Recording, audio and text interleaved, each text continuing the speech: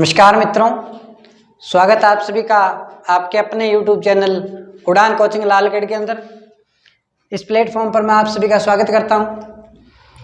जैसा कि आपको पता है, हमने पिछली क्लास में देखे थे प्रतीक चिन्ह, तो आज इसका दूसरा भाग लेकर आए हैं प्रतीक चिन्ह का। आज हम करेंगे प्रतीक चिन्ह में राज्य वृक्ष। राज्य वृक्ष क्या है अपना? खेजड़ी। राज्य वृक्ष क्या है? खेजड़ी। आज हम बात करेंगे इस खेजड़ी के बारे में। ये राज्य वृक्ष कौन सा? अपना खेजड़ी। सबसे पहले खेजड़ी को दर्जा कब दिया गया था राज्य वृक्ष का भी? तो ये दिया गया था 31 अक्टूबर 1983 को। कब दिया गया था? 31 अक्टूबर 1983 को खेजड़ी को राज्य वृक्ष का दर्जा दिया गया था।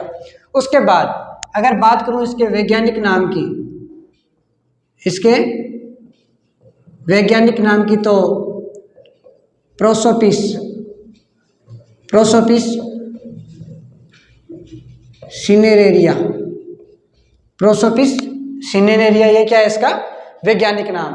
अगर बात करूं इसके उपनाम, खेजड़ी को क्या क्या कहते हैं? तो खेजड़ी को बोलेंगे थार का कल्प वृक्ष। क्या क्या बोलेंगे इसको? एक तो बोलेंगे थार का कल्प वृक्ष, अगर चाहें तो मरुस्थल का कल्प वृक्ष भी बोल सकते हैं इसको। किसका? मरुस्थल का कल्प वृक्ष। राजस्थान का गौरव। भारत के अंदर इसको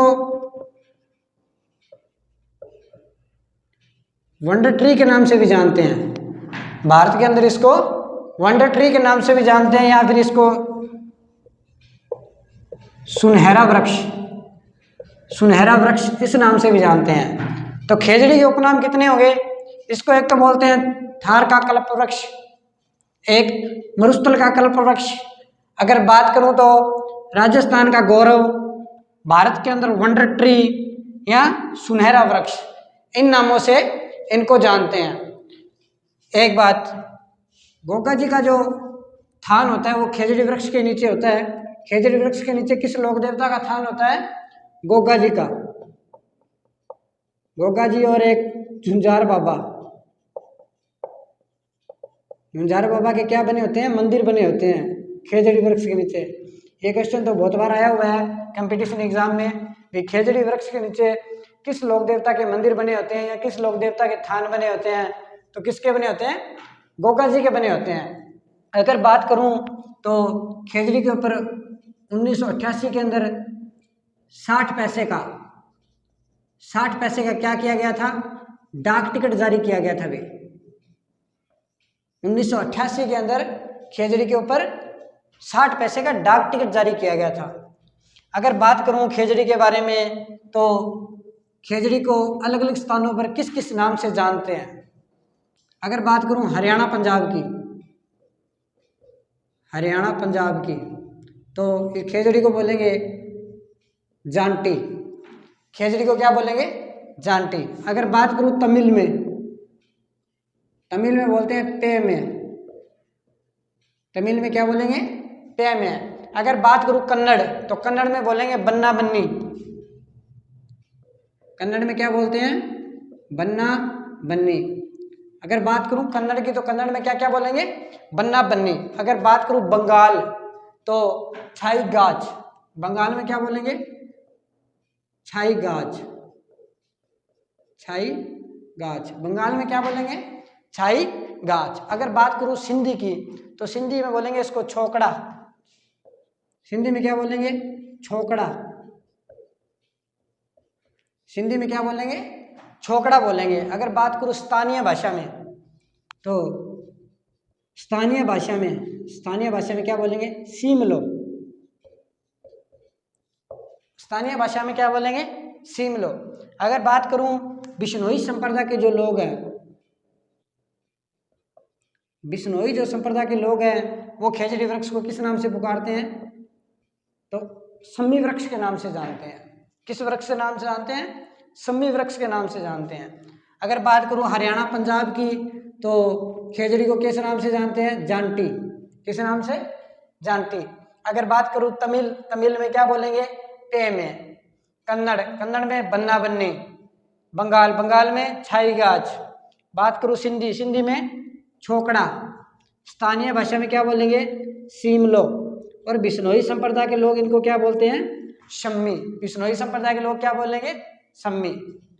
अगर बात करूं खेजड़ी की सूखी पत्तियों की, सूखी पत्तियां क्या कहलाती है? खोका। सूखी पत्तियां क्या कहलाती है? खोका। अगर बात करूं हरी पत्तियां तो सांगरी। तो क्या कहलाती है? सांगरी। अगर बात करूं चारे की, खेजड़ी का चारा क्या कहलाता है? लूम। क्या कहलाता है? लूम। सूखी पत्तियों को खोका, हरी पत्तियों को सांगरी और इसके चारे को क्या कहेंगे? लूम। तो एक बार दोस्तों स्क्रीनशॉट ले लीजिए इसका।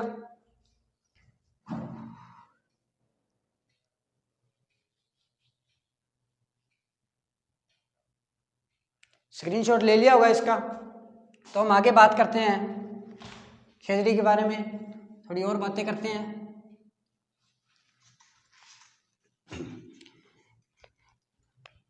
वैज्ञानिकों के अनुसार जो खेजड़ी की उम्र बताई गई है, वैज्ञानिकों के अनुसार जो खेजड़ी की उम्र बताई गई है वो लगभग कितनी है? 5000 वर्ष है। कितनी है? 5000 वर्ष। लेकिन वर्तमान में 1000 वर्ष पुराने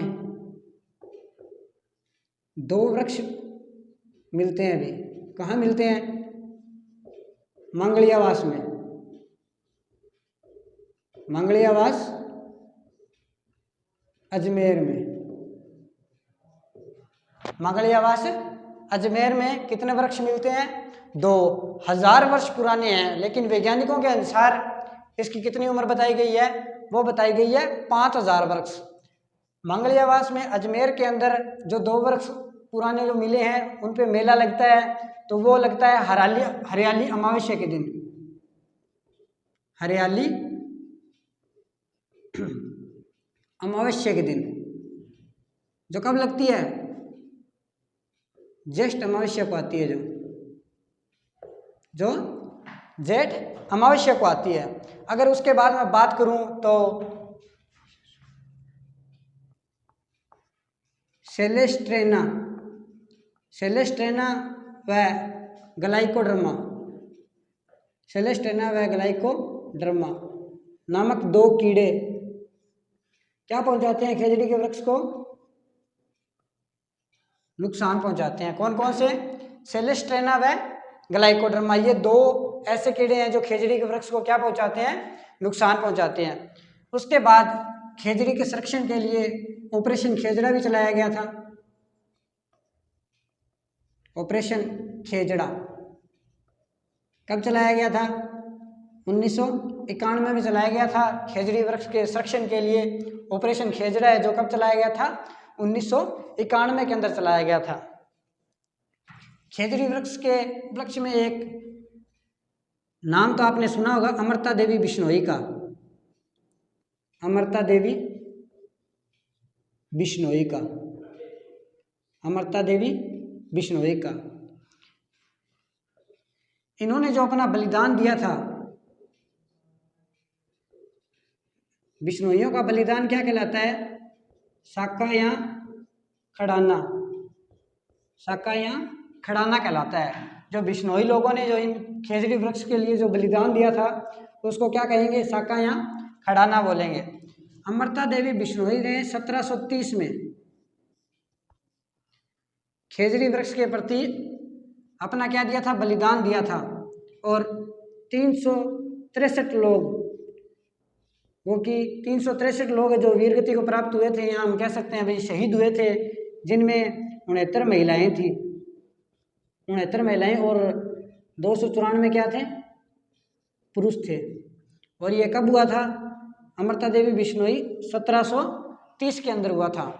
अगर बात करूं तो उस टाइम जो जोधपुर का एक गांव है खेजड़ली, खेजड़ली गांव जो कहाँ पड़ता है, जोधपुर में, वहां का जो शासक था अभय सिंह। कौन था? अभय सिंह। अभय सिंह ने अपने सेनापति गिरधर दास, किसको?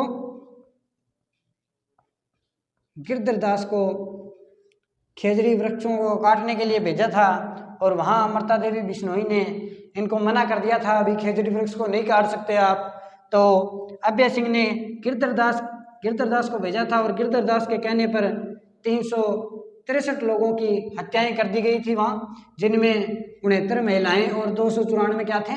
पुरुष थे। तो वन्य जीव संरक्षण के अंदर सबसे बड़ा जो पुरस्कार दिया जाता है वो कौन सा है? वो है अमृता देवी पुरस्कार।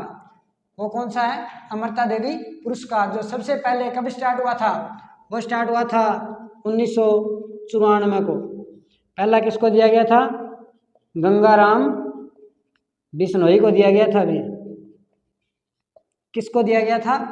गंगाराम बिश्नोई को दिया गया था, सबसे पहला जो दिया गया था। अगर बात करूं अमृता देवी बिश्नोई ने जब बलिदान दिया था खेजड़ली गांव में, तो खेजड़ली गांव में भी जो खेजड़ली पर्व बनाया जाता है या जो मेला बनाया जाता है वो तेजा दशमी के दिन बनाया जाता है। कब बनाया जाता है? तेजा दशमी के दिन ये हुआ था। अभी सब कुछ तेजा दशमी, या इसको बोल सकते हैं भाद्रपद शुक्ल दशमी, या इसको बोल सकते हैं भाद्रपद शुक्ल दशमी। ये कब हुआ था? अभी भाद्रपद शुक्ल दशमी या फिर तेजा दशमी को हुआ था ये। उसके बाद अगर बात करूं कि खेजड़ली दिवस कब बनाते हैं? खेजड़ली दिवस कब बनाते हैं? 12 सितंबर को बनाते हैं। कब बनाते हैं खेजड़ली दिवस? 12 सितंबर को। अगर बात करूं पहला कब बनाया गया था? पहला बनाया गया था 1978 में। पहला कब बनाया गया था? 1978 में। तो एक बार रिपीट कर देता हूं, खेजड़ी की जो उम्र बताई गई है वो वैज्ञानिकों के अनुसार 5000 वर्ष बताई गई है, लेकिन फिलहाल वर्तमान में देखें तो 1000 वर्ष पुराने 2 वृक्ष मिलते हैं, जो कहाँ मिलते हैं? मांगलियावास अजमेर में मिलते हैं। वहाँ इनकी जो पूजा की जाती है या जो मेला लगता है वो हरियाली अमावस्या को लगता है। हरियाली अमावस्या कब आती है? अभी जेठ अमावस्या को आती है। अगर बात करूँ सेलेस्ट्रेना व ग्लाइकोडर्मा, ये 2 ऐसे कीड़े हैं जो खेजड़ी वृक्ष को क्या करते हैं? नुकसान पहुंचाते हैं। उसके बाद अगर बात करूं अमृता देवी बिश्नोई की, तो 1730 के अंदर खेजड़ली गांव जोधपुर के अंदर, जोधपुर का शासक था अभय सिंह। अभय सिंह ने अपने सेनापति को भेजा था गिरधर दास को, बोला था भी वहाँ के जो भी खेजड़ी के वृक्ष हैं उनको काट दो। लेकिन अमृता देवी बिश्नोई के नेतृत्व में वहाँ 363 लोगों की हत्या हुई थी। जहाँ जिन लोगों की हत्या हुई थी उनका नेतृत्व किसने किया था? अमृता देवी बिश्नोई ने। और इनका कत्ल किसने किया था? भी गिरधर दास ने। किसके कहने पर? अभय सिंह के कहने पर गिरधर दास ने 363 लोगों की हत्या की थी, जिसके अंदर 69 महिलाएं और 294 क्या थे? पुरुष थे। जब यह बलिदान दिया इन्होंने, तो बिश्नोई संप्रदाय का जो बलिदान होता है उसको क्या बोलेंगे? शाका या खड़ाना बोलेंगे। तो ये बिश्नोई का जो बलिदान था वो कब हुआ था? भी भाद्रपद शुक्ल दशमी को हुआ था। तो उसको किस रूप में पूछते हैं? तेजा दशमी के रूप में पूछते हैं। अगर बात करूं वन्य जीव पुरस्कार में सबसे बड़ा पुरस्कार है जो, वो अमृता देवी बिश्नोई पुरस्कार है। सबसे पहले कब स्टार्ट किया गया था? भी 1994 को स्टार्ट किया गया था। और पहला किसको मिला था? गंगाराम बिश्नोई को मिला था। अगर बात करूं 1991 के अंदर खेजड़ली वृक्ष के संरक्षण के लिए ऑपरेशन खेजड़ा चलाया गया था। भी कब चलाया गया था? 1991 के अंदर चलाया गया था। अगर बात करूं खेजड़ी दिवस कब बनाया जाता है, तो खेजड़ी दिवस बनाया जाता है 12 सितंबर को। कब बनाया जाता है? 12 सितंबर को। पहला कब बनाया था? अभी पहला बना था 1978 में। तो एक बार दोस्तों इसका स्क्रीनशॉट ले लीजिए, आगे बात करेंगे।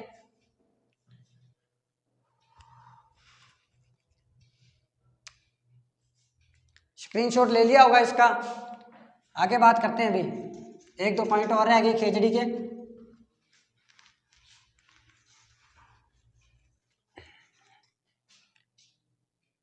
खेजड़ी। खेजड़ी के अंदर जो आंदोलन हुआ था अमृता देवी बिश्नोई का, किसका प्रेरणा स्रोत था अभी?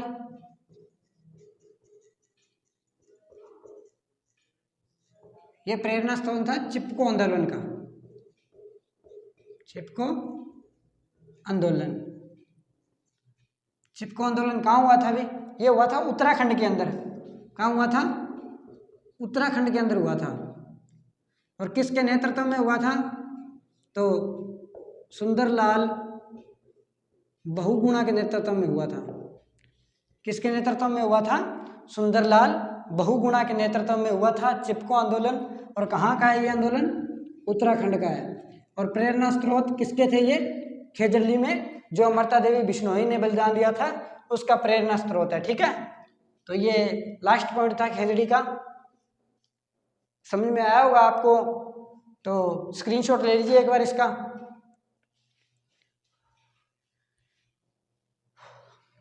स्क्रीनशॉट ले लिया होगा आपने।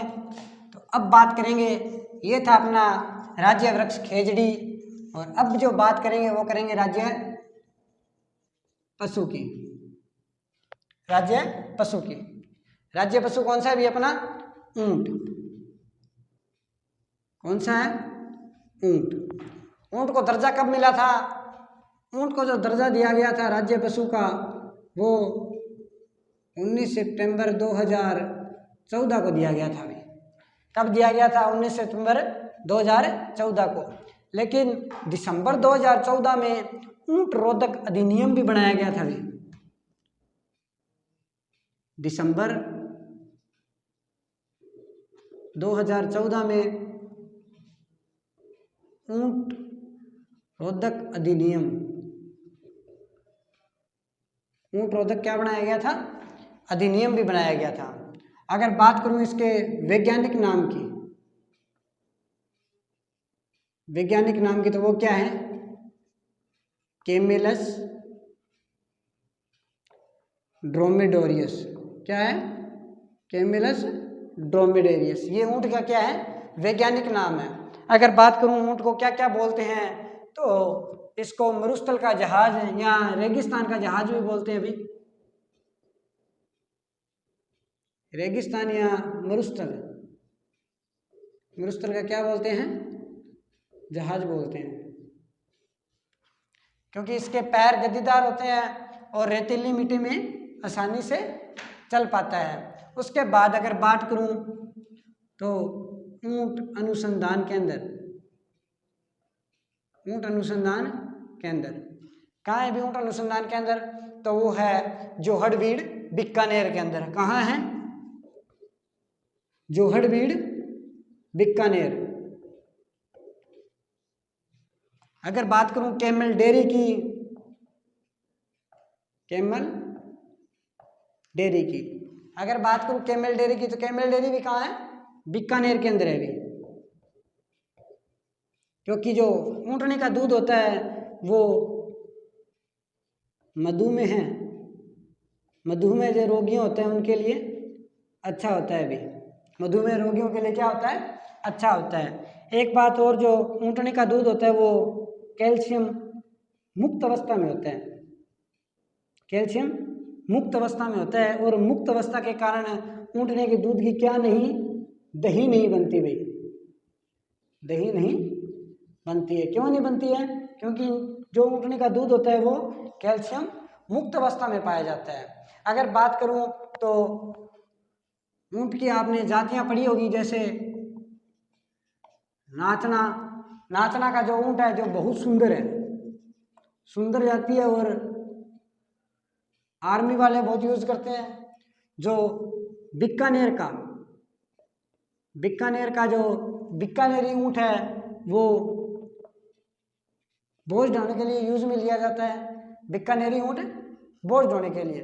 और जो गोमट फलोदी का ऊँट है, गोमट फलोदी, गोमट फलोदी किसके लिए? अभी वो सवारी के लिए। किसके लिए? सवारी के लिए। तो उसके बाद अगर बात करूं ऊँट के बारे में और, तो सबसे पहले मारवाड़ में ऊंट लाने का जो श्रेय जाता है वो किसको जाता है अभी? ऊंट लाने का श्रेय किसको जाता है? पाबूजी। ऊंट लाने का श्रेय किसको जाता है? पाबूजी। ऊंट के बीमार होने पर किसकी पूजा की जाती है? पाबूजी की फड़ बांधी जाती है अभी। और ये किन के द्वारा बांधी जाती है? ये रायका या रेवारी जाति, जो ऊंट पालक जाति, ऊंट को पालने वाली ऊंट पालक जाति कौन सी है अभी? रायका या रेबारी। ऊंट पालक जातियां कौन कौन सी है? रायका या रेबारी। ये दोनों जातियां कौन सी है? ऊंट पालक जाति है। सबसे पहले मारवाड़ में ऊंट लाने का श्रेय किसको जाता है? पाबूजी को जाता है। ऊंट के बीमार होने पर हम किसकी पूजा करते हैं? पाबूजी की करते हैं। पाबूजी की फड़ का वाचन करते हैं। रावण वाद्य यंत्र के रावण वाद्य यंत्र का उपयोग करते हैं भी इसके अंदर। और कौन सी जाति करती है? रायका या रेवारी जाति। अगर बात करूं सर्वाधिक ऊंट कौन से जिले में है? जैसलमेर के अंदर। और सबसे कम प्रतापगढ़ के अंदर। सबसे कम किसके अंदर है? प्रतापगढ़ के अंदर। अगर बात करूं सबसे ज्यादा तो किसके अंदर है? जैसलमेर के अंदर। सबसे ज्यादा किसके अंदर है? जैसलमेर के अंदर। अब थोड़े बहुत इनके ऊंट के गले का जो आभूषण है वो क्या कहलाता है अभी? गोरबंद। ऊंट के गले का आभूषण क्या कहलाता है? गोरबंद। और ऊंट के मुख में जो पहनाया जाता है वो क्या होता है? मोरखा। मोरखा कहाँ होता है? मुख में। गोरबंद गले में। और पीठ पर क्या होती है अभी? काठी। पीठ पर क्या होती है? काठी। और नाक में क्या होता है? गिरबान। नाक में क्या होता है? गिरबान। ये कुछ आभूषण है जो कि गोरबंद, जो कि ऊंट के गले का आभूषण है। बात करूं मोरखा तो ये मुख में पहनाया जाता है। काठी जो कि पीठ पर रखी जाती है। और गिरबान जो कि नाक में डाला जाता है। अगर बात करूं पैर में तो गोडियां। पैर में क्या होता है? पैर में क्या होता है अभी? गोडियां। पैर में क्या होता है? गोडियां। तो एक बार स्क्रीनशॉट ले लीजिए दोस्तों। उसके बाद थोड़ा बहुत बचा है जो आगे की प्रोसेस करते हैं।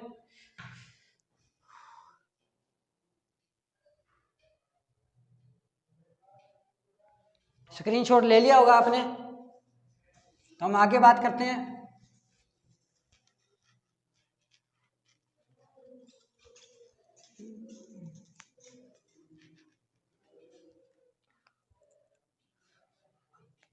आगे बात करते हैं हम किसकी? ऊंट की। ऊंट का जो प्रमुख रोग है, प्रमुख रोग कौन सा है ऊंट के अंदर? सर्रा रोग। सर्रा या जिसको क्या बोलेंगे? त्रिवर्षा रोग। सर्रा या त्रिवर्षा रोग। और इसको क्या बोलते हैं अभी? एक तो सर्रा रोग बोलेंगे, एक 3 वर्षों तक लगातार चलता है तो इसको क्या बोलेंगे? त्रिवर्षा रोग। 2010 और 11 के अंदर, 2010 और 2011 के अंदर एक प्रोजेक्ट भी चलाया गया था अभी इसके ऊपर। रोग को कम करने के लिए एक प्रोजेक्ट भी चलाया गया था 2010 और 11 के अंदर।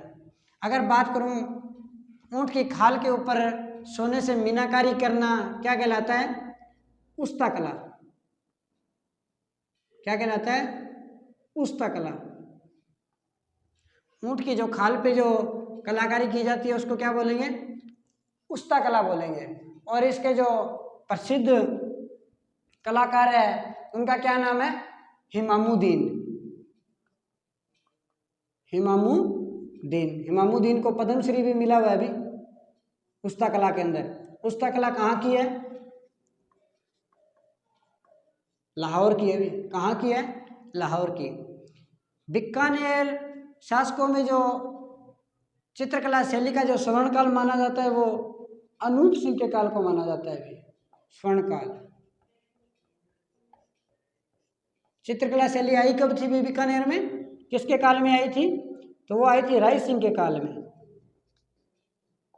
राय सिंह के काल में आई थी और चरम सीमा या फिर स्वर्ण काल किसके शासन को माना जाता है? अनूप सिंह के शासन को माना जाता है। ऊंट की खाल से ठंडे पानी के जो बर्तन बनाए जाते हैं या फिर ठंडा पानी रखने के लिए जो बर्तन बनाए जाते हैं उसको क्या बोलेंगे? कापी। क्या बोलेंगे? कापी। और जो वस्त्र बनाए जाते हैं उनको क्या बोलेंगे भी? ठंडे पानी से जो बर्तन बनाए जाते हैं उनको तो बोलेंगे कापी, और जो वस्त्र बनाए जाते हैं उनको क्या बोलेंगे? बाखला। क्या बोलेंगे? बाखला। ये दो टर्म कई बार पूछ लेते हैं। तो एक बार तो 2008 और 9 में 2008 और 9 के अंदर ऊँट बीमा योजना भी चलाई गई थी भी। ऊँट बीमा योजना भी चलाई गई थी 2008 और 9 के अंदर। तो ये था आपका राज्य पशु ऊँट।